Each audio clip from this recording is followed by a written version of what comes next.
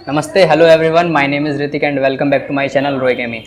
तो भाई आप लोगों ने मेरे जो दूसरे वाला चैनल है मैं उस पर रेगुलरली वीडियोस अपलोड कर रहा था, तो उस पर भाई आप लोगों ने बहुत सारा प्यार दिया, उसके लिए बहुत बहुत शुक्रिया। एंड उसके अलावा आप लोगों ने उन्हीं वीडियोज़ में काफ़ी सारे कमेंट्स भी किए कि मैं आपके साथ अपना टाइम टेबल शेयर करूँ। मैं आपको अपना टाइम टेबल देखो आज ज़रूर बताऊँगा, लेकिन उससे पहले मैं एक बात बता देना चाहता हूँ आपको कि मेरा टाइम टेबल आपकी किसी भी काम नहीं आने वाला।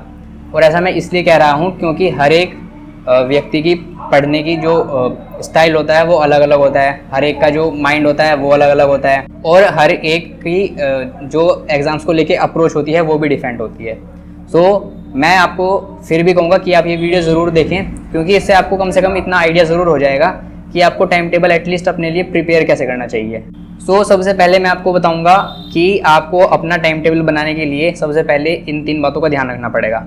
सबसे पहली ये, जैसे मैंने आपको अपनी पहली वीडियो में भी बताया था कि आपकी स्टडीज़ कॉम्प्रिहेंसिव होनी चाहिए, तो ठीक उसी तरह आपका जो टाइम टेबल है वो भी कॉम्प्रिहेंसिव होना चाहिए। आपको सभी सब्जेक्ट्स को उतना टाइम एटलीस्ट देना चाहिए जितना डेली रिक्वायर होता है। जो टॉपिक्स आपके वीक हैं उसको थोड़ा ज़्यादा टाइम, और जो टॉपिक्स आपके स्ट्रॉन्ग है उनको थोड़ा कम टाइम, लेकिन रिवीजन हर एक सब्जेक्ट का रेगुलरली आपको करते रहना पड़ेगा। सेकेंड चीज़ मैं बताना चाहूँगा कि आपको अपना टाइम टेबल हर कुछ टाइम के बाद अपग्रेड करता रहना पड़ेगा, उसको थोड़ा बहुत उसमें मॉडिफिकेशंस लानी पड़ेगी, उनको चेंज करते रहना पड़ेगा। और ऐसा इसलिए, मैं आपको एक एग्जांपल के साथ समझाता हूँ। आपने स्टार्टिंग में एक टाइम टेबल बनाया, आप अभी एग्जाम्स की तैयारी स्टार्ट ही कर रहे हैं, तो आपने सोचा आप पढ़ेंगे रीजनिंग और मैथमेटिक्स, क्योंकि ये दोनों ही ऐसे सब्जेक्ट्स होते हैं जो मोस्ट स्कोरिंग सब्जेक्ट होते हैं। तो आपने टाइम टेबल बनाया, मान लो आप 1-1 घंटा दोनों सब्जेक्ट्स की वीडियो लेक्चर्स देखेंगे या फिर कोचिंग में जाके पढ़ेंगे, जैसे भी आप पढ़ते हो, और फिर 1-1 घंटा उनकी प्रैक्टिस करेंगे। आपका ये 4 घंटे का टाइम टेबल हो गया। लेकिन जब आप मेंस के लिए प्रिपेयर करना स्टार्ट करेंगे, फिर आपको करंट अफेयर्स पे भी ध्यान देना पड़ेगा, वो भी इंक्लूड करना पड़ेगा। हर किसी को करंट अफेयर्स याद भी नहीं रह पाते, फिर उनको रिविजन के लिए भी आपको हर रोज़ टाइम देना पड़ेगा। इस तरह से आपको क्या करना पड़ेगा, हर कुछ सेगमेंट के बाद आपको अपना टाइम टेबल अपग्रेड करते रहना पड़ेगा। जो आपने आज टाइम टेबल बना लिया वही सेम फॉलो करते करते आप लास्ट तक पूरा एग्जाम क्रैक कर जाओगे, ऐसा होना काफ़ी मुश्किल है मेरे हिसाब से तो। और थर्ड चीज़ जो मैं आपको बताना चाहूँगा कि अपने टाइम टेबल को लेके फ्लेक्सिबल रहिएगा, वो भी एक उसी का पार्ट है। आपको अपना टाइम टेबल अपग्रेड करते रहना पड़ेगा। ज़रूरी नहीं है कि आप रोज़ एकदम एडमेंट होके अपने उस टाइम टेबल पे टिके रहेंगे। किसी दिन ऐसा भी होएगा कि आपको कोई एक पर्टिकुलर सब्जेक्ट पढ़ने का मन ही नहीं है, या फिर आप उसमें इतने स्ट्रॉन्ग हो चुके हैं कि आपको अब उस पर और टाइम देना टाइम वेस्ट लग रहा है। तो अपने टाइम टेबल के साथ फ्लेक्सिबल रहिएगा, बिल्कुल एडमेंसी नहीं चलेगी।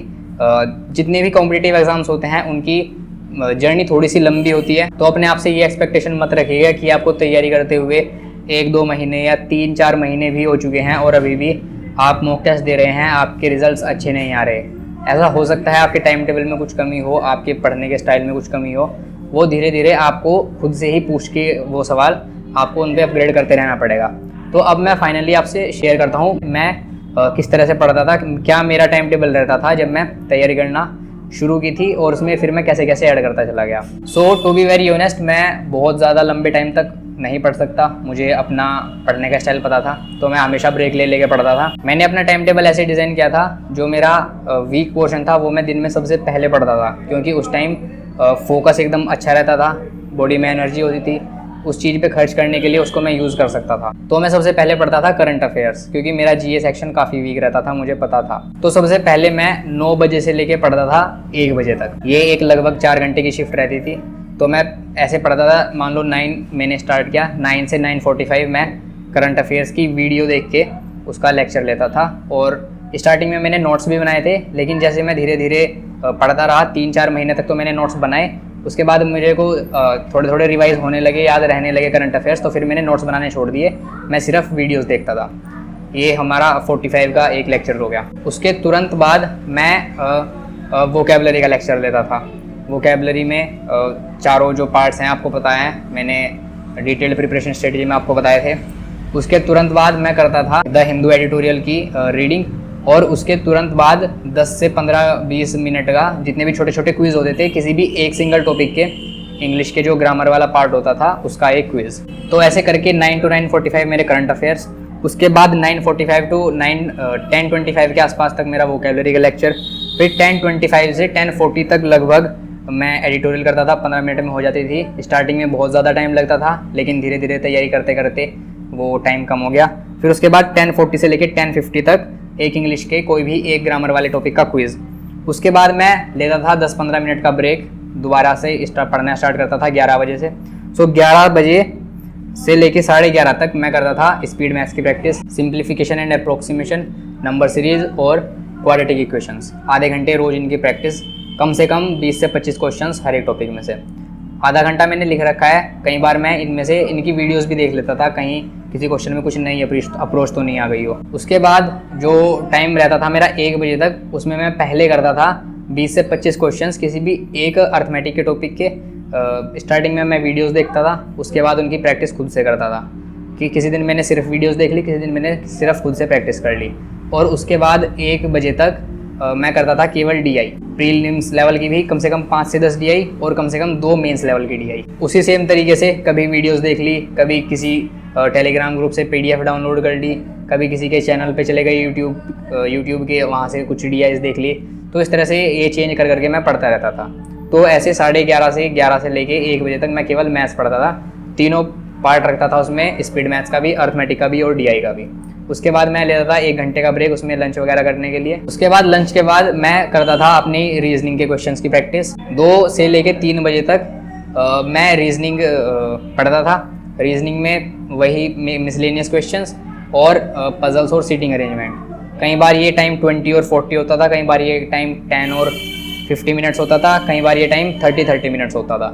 लेकिन मैं हर एक टाइप के क्वेश्चंस की प्रैक्टिस हर रोज़ करता था, भले ही हाफ एन आवर उसको मुझे देना पड़े। तो सुबह से लेके इस टाइम तक आते आते जो है ब्रेन काफ़ी थक जाता था। तो यहाँ पे मैंने ध्यान रखा है कि अब मैं कुछ ऐसा पढूं जिसमें बहुत ज़्यादा दिमाग ना लगाना पड़े, लेकिन तैयारी भी चलती रहे साथ साथ में। तो इस टाइम पे मैं क्या करता था, मैं करंट अफेयर्स रिवीजन करना स्टार्ट कर देता था। तो मैंने आपको करंट अफेयर्स के लिए बताया था कि 3 बजे जैसे मेरी रीजनिंग की प्रैक्टिस ख़त्म होती थी, तो फिर मैं करंट अफेयर्स पढ़ना स्टार्ट करता था अपने। करंट अफेयर्स का लेक्चर मैंने सुबह ले लिया था। तो मान लो जैसे अभी अगस्त चल रहा है, तो अगस्त के करंट अफेयर्स में लेक्चर्स से पढ़ रहा हूँ सुबह के टाइम वीडियोस से। और अब इस टाइम में क्या पढ़ता था, यानी कि 3 साढ़े 3 बजे के आसपास जो पिछले महीने के करंट अफेयर्स होते थे उनकी PDF डाउनलोड करके रख लेता था मैं हैंड टू हैंड, और फिर उनको मैं रिवाइज़ करता रहता था। एक दिन में 2 या 3 दिन के करंट अफेयर्स रिवीजन करता था मैं ऐसे।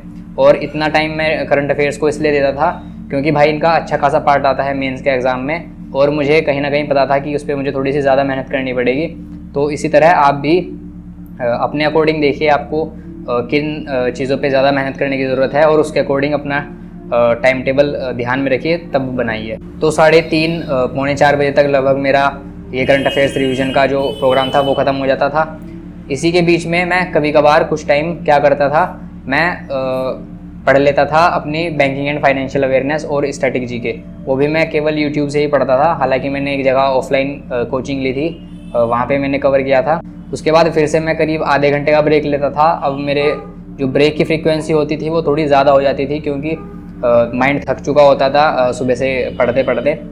तो अब 1 घंटा सिर्फ मैं देता था अपने मॉक टेस्ट के लिए, या फिर दिन भर में ऐसी चीज़ें एनालाइज करता था जो मैंने अगर दिन में मिस हो गई हैं वो मैं लास्ट के 1 घंटे में कवर करूँगा। सो ये टाइम लगभग 4 से 5 का या तो मैं मॉक टेस्ट देता था।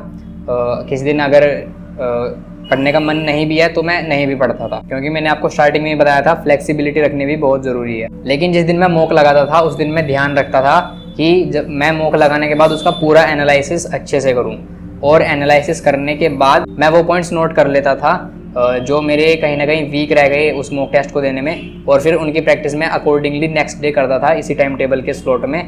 मैथ्स का है तो मैथ्स वाले पार्ट में, रीजनिंग का है तो रीजनिंग वाले पार्ट में। तो इस तरह से मेरा टाइम टेबल था। उम्मीद करता हूँ आप लोगों को समझ में आया होगा किस तरह से आपको अपना टाइम टेबल बनाना चाहिए, किन किन बातों का, किन ट्रिक्स का ध्यान रखना चाहिए। जैसे कि जो आपका टॉपिक वीक है वो आप सबसे स्टार्टिंग में पढ़ सकते हैं, ताकि आप उस टॉपिक को फुल कंसंट्रेशन के साथ पढ़ पाएँ और वो टॉपिक आपका स्ट्रॉन्ग हो जाए। उसके बाद जिस टाइम एनर्जी आपकी सबसे कम होती है उस टाइम आप अपना फेवरेट सब्जेक्ट रखें। मेरी तो ऐसी अप्रोच थी, क्योंकि जो मेरा फेवरेट सब्जेक्ट है उसको तो मैं कैसे भी किसी भी हालत में हूँ कर ही लूँगा। बाकी आप अपने अकॉर्डिंग प्लान कीजिए। मैंने आपको स्टार्टिंग में बताया था कि ये टाइम टेबल आपकी हेल्प ज़रूर करेगा, लेकिन बिल्कुल एडमेंट मत रहिएगा अपने किसी भी टाइम टेबल पे, किसी भी चीज़ को लेके।